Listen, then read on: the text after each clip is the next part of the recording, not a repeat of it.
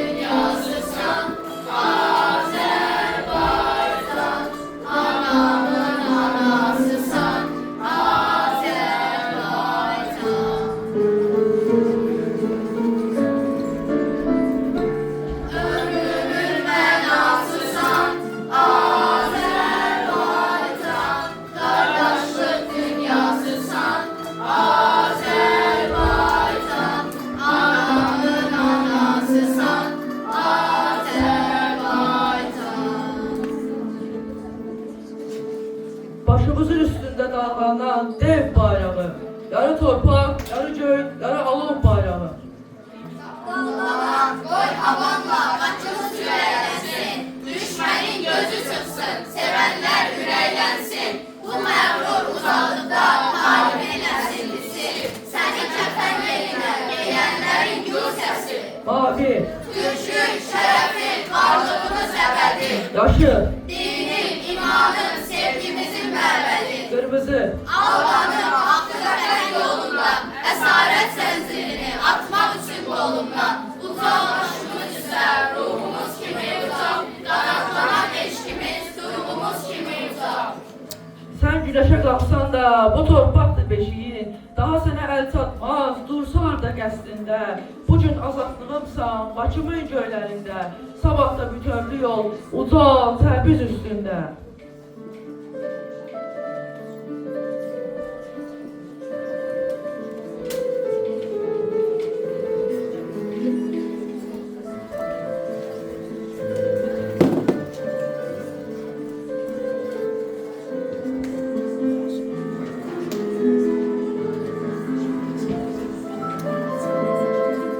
Bütün eller kurban Türk'ün bayrağına, yol ver Türk'ün bayrağına.